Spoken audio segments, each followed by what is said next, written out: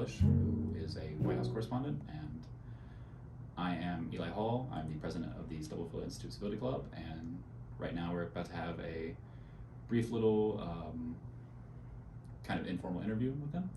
So, Mr. Bush, would you like to tell me about what is the job of a White House correspondent, and what do you particularly do nowadays? Well, Eli, thanks so much for having me.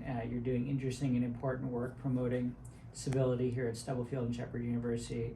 Thanks again for the invitation. So yes, what does a White House correspondent do? That's a good question. I'm sure everybody has seen either on TV shows or in movies, the press briefing room, right, where reporters are raising their hands and yelling questions at the White House press secretary. That's a core part of the job. So I attend those press briefings where the press has an opportunity almost every day to ask the White House's chief spokesperson and other White House officials about news of the day, about foreign affairs, domestic policy, what the president is up to, why they're doing what they're doing, what they're thinking about in terms of legislation in Congress or an international crisis.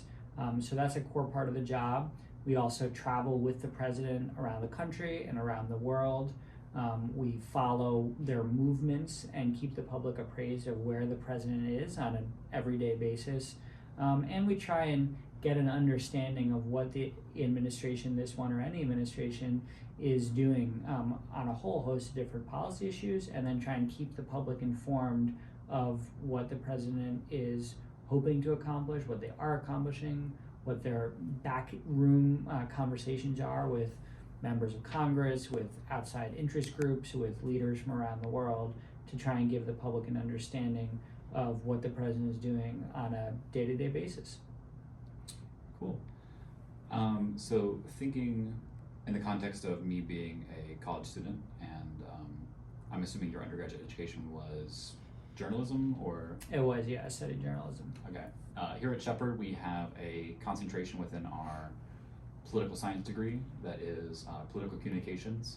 So thinking along the lines of journalism that covers presidential politics or political communications, what's one thing that you would add to an undergraduate degree in journalism or political communications, or something that you wish you had in your undergraduate education, things along those lines? That's an interesting question. Something that I would add, well, whenever you're studying journalism or communications, you're in the moment, in the time. I, for example, was an undergrad college student now, a while ago, pre-social media. So I wish someone had had a magic 8-ball, crystal 8-ball, and had helped me understand what the future of social media would be like. So that's one thing, is trying to think ahead and anticipate changes, not just to the journalism industry, but changes in our political and cultural life, and try and say, what is the conversation today, but what might the conversation look like 5 years from now and 10 years from now, and really try and think ahead and plan for that, both as a student, as an aspiring journalist, as a citizen and a participant in our civic life. What does the future hold? What are issues that are coming down the road, and how can we adjust for them? So that's one thing. And otherwise, the more practical experience you can get while you're still a student, simulates the so-called real world, the better.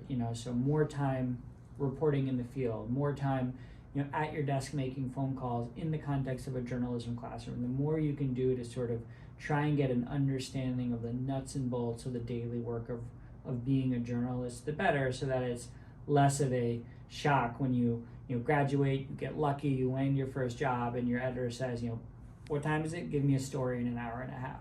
So the more you can do to be prepared for that reality, the better, I think. Very interesting.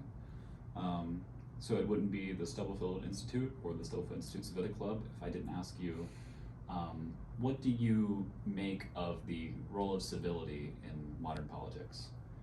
Do you feel like has an important role to play, and do you feel like the current political climate could benefit, or perhaps would be left unchanged if things were more civil?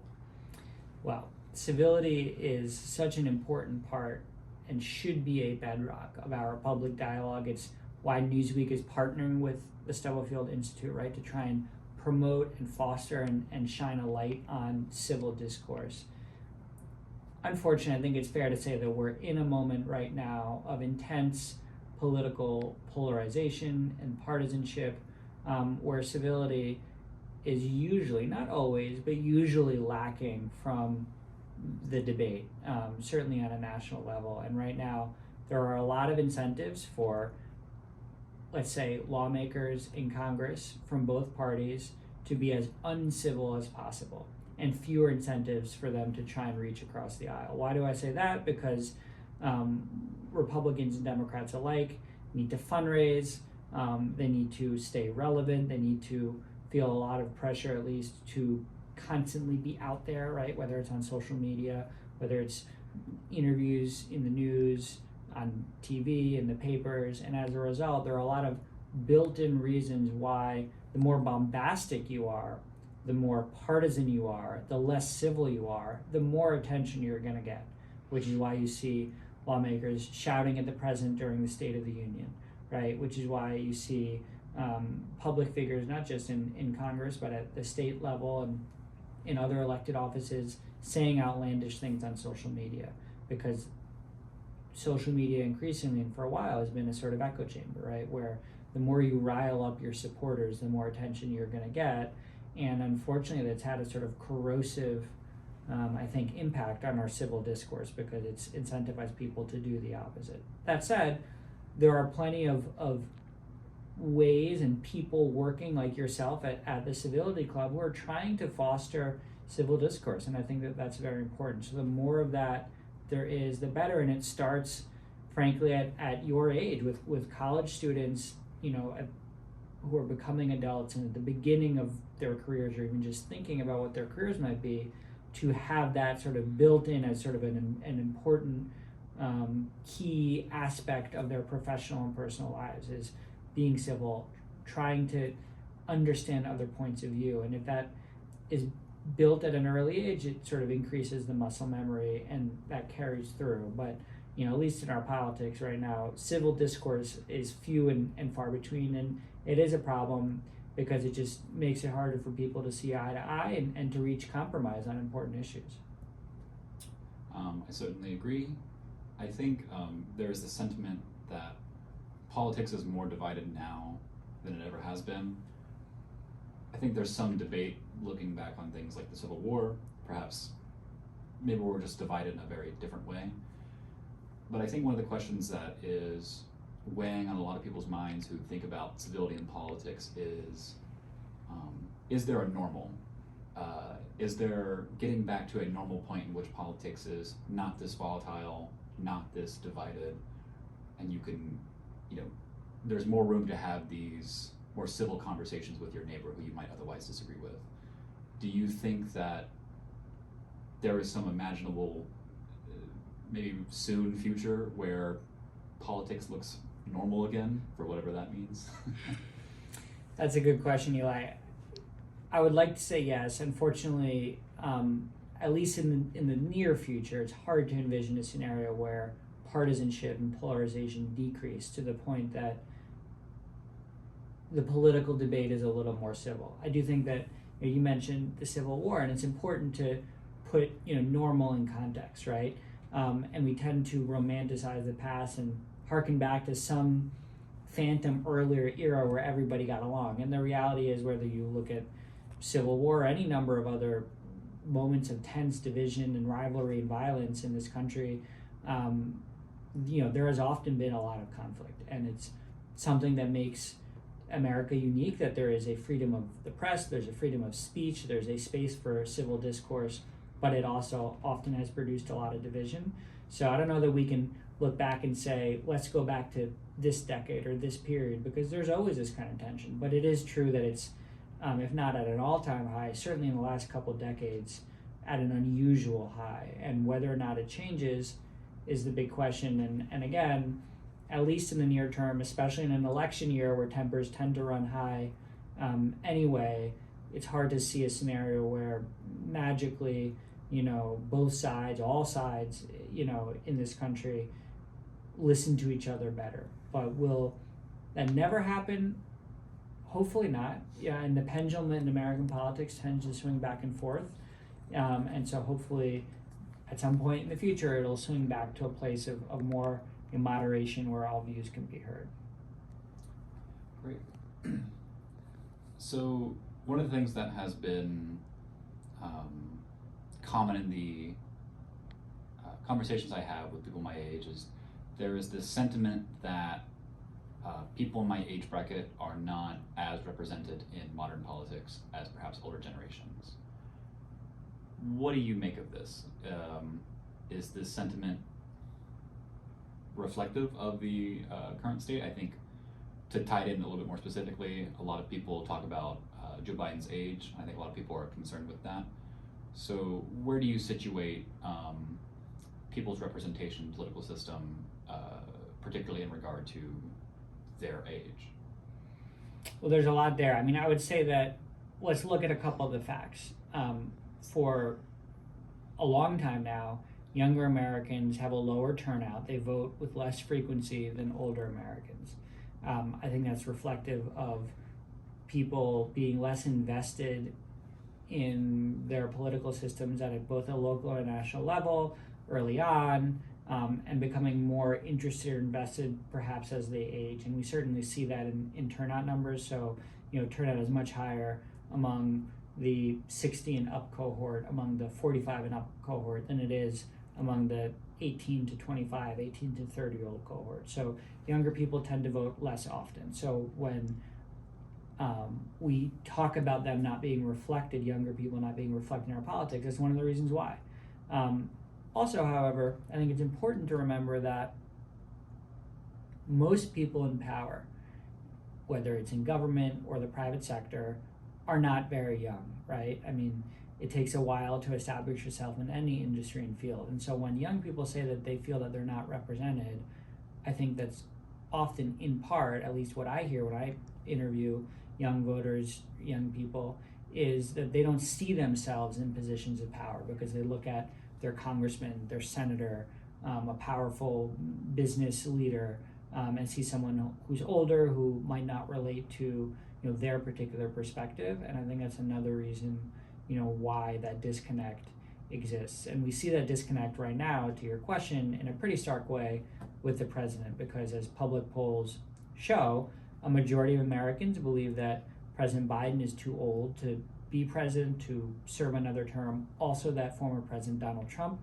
is too old to return to the White House. And so there's clearly a concern about their age.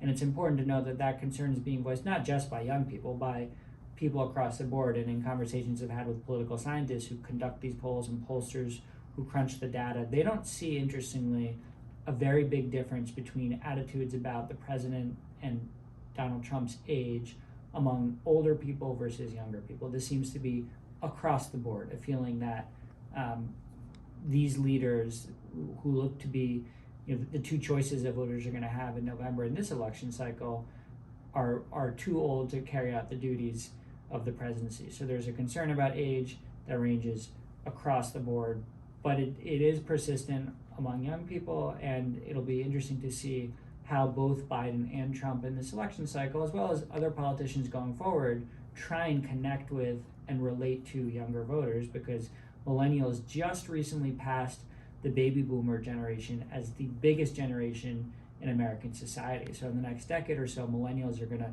be moving up into those positions of power. They're going to be voting more, and their voices are going to be heard. Okay, you've done a good job answering everything so far. And so now I have I think, near impossible question. I like it. I'm ready. So, regardless of the outcome of the 2024 presidential election, I think we might agree that it's looking to be a Trump versus Biden election. So regardless of that outcome, the 2028 election will not involve at least one of them, assuming term limits are respected. So I suppose my question is, what do you anticipate the 2024 presidential election to look like, or more so, kind of American presidential politics after November? Is it kind of continuing this more populist trend that we've tend to have seen, or perhaps where there'll be a swing into a new direction? Yeah, it's not quite clear to me. So I'm wondering if you have any thoughts on that. So let's skip 2024 and go right to 2028. It's a good question.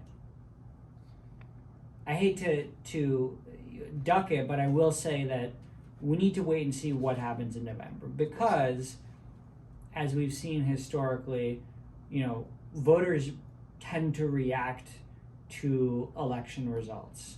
And American voters in particular tend to, again, historically going back now many decades, reward parties for up to 1 to 2 terms, but generally after one party is in the White House, for a president of one party is in the White House for 2 terms, voters tend to reward the opposite party, which speaks to perhaps a desire for change every 8 years, a new direction, a feeling that whoever's in power has had their turn, right, and it's someone else's time. So that's all to say, we need to wait and see who wins.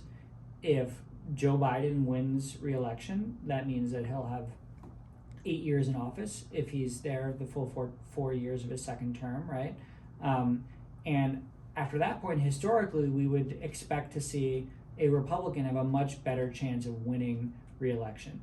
If Donald Trump wins the White House, that would certainly anger Democrats who voted against him to keep him out, and perhaps energize Democrats, perhaps lead to more division and polarization, and an even perhaps uglier 2028 election cycle. So a lot of it has to do with who wins, who loses, and how those sides react. And let's not forget that former President Trump has already said in the last couple weeks and months that this election could be rigged, which was part of his election lies from 2020.